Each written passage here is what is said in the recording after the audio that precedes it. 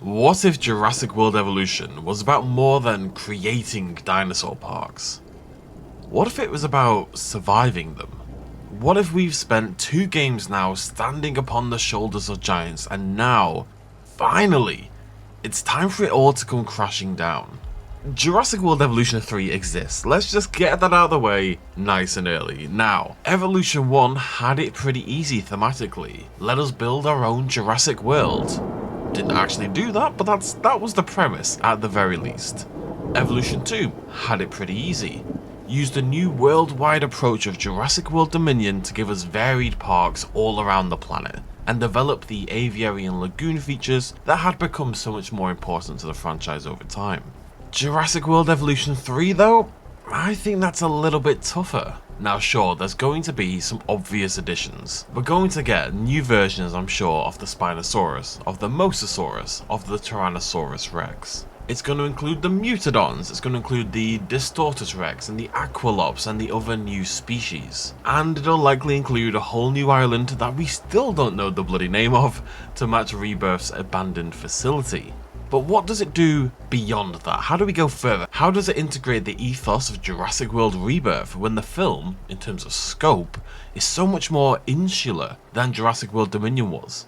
How do you expand the game franchise whilst the film franchise has contracted?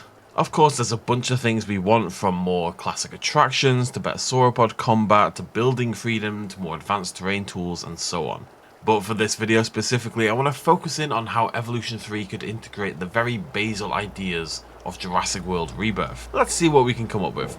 If Jurassic World Evolution 3 is going to pluck a thematic element from Rebirth, I have to imagine it's this. A darker, slight more horror-tinged tone, with an increased focus on genetics instability, gene editing, chaos, and experimentation and black site facilities. The campaigns for the first 2 games were largely about building functioning parks and facilities. Now, of course, sometimes you had to wrangle a disaster into something a little bit more manageable, like on Island Muerta, the second mission in the original game. But your core gameplay loop has really always been go in, tidy things up, make some pretty dinosaurs, and shuffle over to the next mission. The games were about establishing control over dinosaurs, over nature, over the elements, and that's really a large part of what makes Jurassic Park Jurassic Park. Man's hubris letting us think we can hold dominion over that which simply cannot be controlled. I think it's time we lost that control just a little bit more. Now, I'm not naive to think that core gameplay loop is going to not continue in some way or form. It's a Jurassic World game after all. We're going to be building some parks. This is a gift of an opportunity to expand on other gameplay mechanics and give the formula some much needed variety. Now, I know I've been beating this drum for years now if you've been around the channel, but if any game in the series and any film basis was going to introduce more full-fledged first-person mechanics, this would be the one, wouldn't it, surely? Kyodenic, and you can check out the full video at the link down below, was once working on a fantastic looking mod that allowed you to not only walk about your parks, but to pick up guns and other useful items and adapt them for your needs. There were objectives like getting through certain gates, using keypads, reaching checkpoints and the like. You were going to be able to actually be hunted by your dinosaurs. Your life was at risk. The illusion of control was shattered. And this was one modder in their free time. Now turning that into a full-fledged game mechanic is much more difficult. Please don't misconstrue that, people so often do. But given the boots on the ground, lost in the dark, survival horror adventure vibes that Rebirth is so clearly cultivating, would this sort of mechanic not be an absolutely perfect fit for the next game in the series? Imagine if, as part of the game, as part of the campaign, we ourselves had to go retrieve the DNA of the Titanosaurus as they do in the film. Imagine if, when there's a breakout, you can't simply wave a god hand and stick up some bonus fences, but you got shunted down into a vehicle and had to go conduct manual repairs, tranquilizing those fleeing dinosaurs at the same time. Imagine if, as in Jurassic World itself, your security guards were named real people with lives and positional trackers and backstories. You know, Jimmy has a wife and 2 kids at home. The kids are a little bit annoying, but that's life, and you know, Jimmy loves them anyway. And, oh, Jimmy's just been eaten by a Distortus Rex. Sorry kids. Imagine if, when you're experimenting with your genomes and trying to plug those 50% gaps on the dinosaurs, you create something you shouldn't, and now you have to deal with it up close and personally. The genome editing in Jurassic World Evolution is okay, but it lacks real in-game consequences. In fact, off the top of my head, the only time I can ever really remember this being an impactful mechanic to me is when you breed antisocial velociraptors in the Jurassic Park Chaos Theory mission, and it all leads to disaster. They won't stop bloody trying to murder each other. Other than that, there's some cool ideas in there, and Evolution 2 definitely pushed it a little bit further, but how many of you really utilize these genetics in sandbox mode?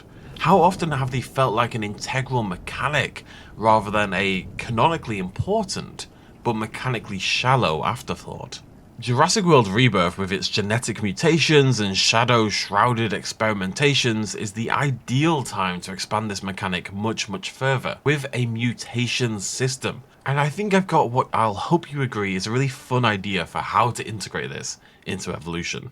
So as you'll know, at this point in time, you need 50% of a dinosaur's genome to breed one. So what that means, of course, is that you've got your 50%, but then you're plugging the other 50% with the genomes of other animals, your frogs, your monitor lizards, your birds, etc.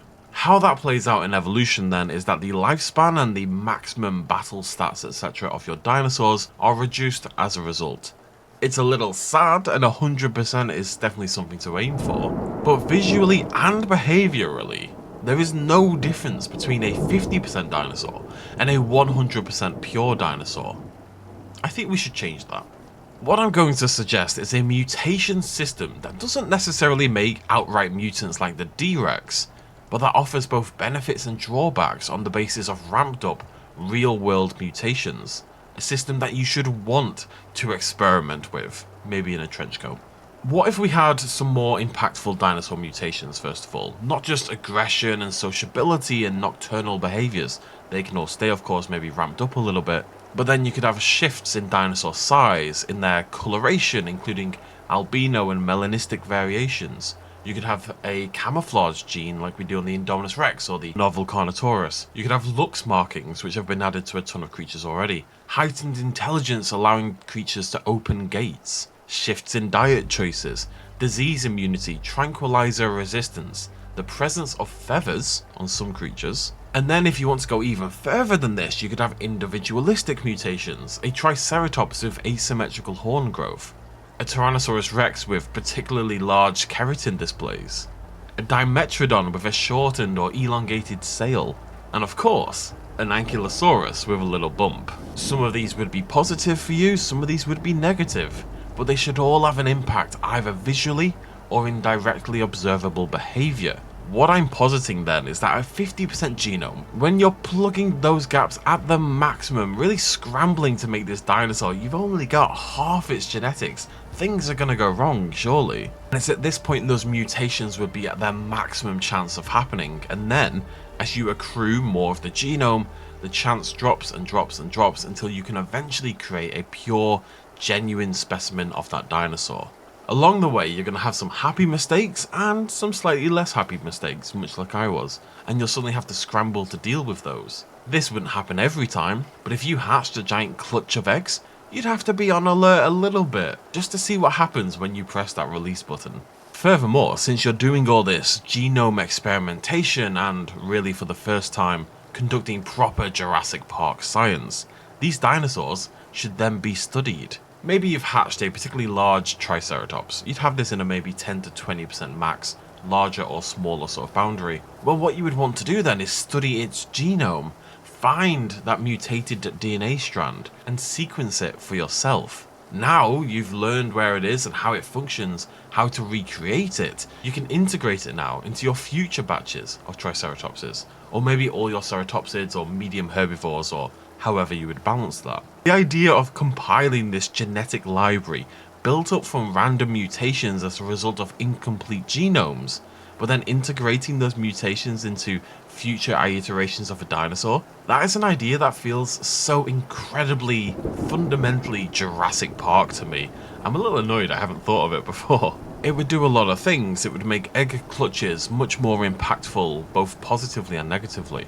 It would incentivize repeated breeding of dinosaurs you've already got. It would also incentivize breeding lower genome dinosaurs even when you're at 100%, in the hopes of discovering new mutations that you can then integrate into your pure specimens. It would tie in very directly with the themes of Jurassic World Rebirth, and also, honestly, it just sounds like a lot of fun. Frontiers over Zoo game Planet Zoo already integrates a variety system like this, with albino and melanistic and leucistic animals coming in various sizes. And that's not a game focused on genetics. This, I think, could be the logical next step in, well, evolution. This sense of the unknown is really what I had in mind when making this video. Rebirth gives us an island of abandoned labs, of forgotten dinosaurs and rusting structures, and of nature reclaiming what was taken from her by the hubris of man. Atmospherically and environmentally, we are quite a long way from that at the moment in the Evolution games, but there have been some positive strides. I'm sure it's true for a lot of you, but Biosyn Valley is by far my favourite map in Jurassic World Evolution 2. Not only do you have the mega structure from Biosyn in the background and the imposing ridge of mountains, but you've got mist. Lovely, lovely mist. It's sporadic and maybe not as all-encompassing as I would like, but it is an incredible boon to the atmosphere of the level. I just want loads more of it. I want this encroaching fog that slowly chokes out the map. I want rainstorms that really plummet visibility. I want lights that flicker ominously in the dead of the night. And the ability to craft truly impressive landscapes to go with all this, including cliffs and waterfalls, using those terrain tools. In the same vein, Evolution 2 added the ability to aesthetically destroy your buildings. They function okay, but they've got crumbling walls and sparking wires and licks of flame. What if, to tie in further with that lost nature of Rebirth, this was extended instead to an overgrown variant? Vines creeping up the sides of buildings, moss coating the walls, flowers sprouting up from the cracks in the concrete. I just want atmosphere. The park building will continue to develop as it always does, but there is only so much that adding new decorations and buildings can do to the game, and after a few more, things like the T-Rex paddock and Indominus Rex paddock from Jurassic World, there isn't that much left on my list personally. I don't just want more stuff in the same old worlds. This time I want a world that feels alive. A world that pulls me in, less as a big hand of God and more as Alan Grant looking up at that Brachiosaurus for the first time, and, in the same breath, watching the Tyrannosaurus Rex slowly step out from its newly limp enclosure. I will concede I am, as ever, a little bit of an optimist when it comes to this series, and I hope that when Evolution 3 releases, it does at least integrate some facets of the feel of Rebirth, because I think for most of us, that's what we're happiest about when watching the trailer. It feels Jurassic in a way that the franchise hasn't for quite a long time, at least for me personally. And as the best Jurassic games out there, I want to see that carry on into the Evolution series. Are there any other facets of Jurassic World Rebirth you'd like to see make it into Jurassic World Evolution? Try to turn it into a mechanic that would function within the confines of Evolution. Sound off in the comment section down below with your ideas, throw me a like if you enjoyed the video, let me know if you enjoyed my idea, and subscribe for content on both Jurassic World Rebirth and eventually, because it exists, probably Jurassic World Evolution 3. And I'll see you next time. Thanks for joining me, cheers much love as always, bye bye.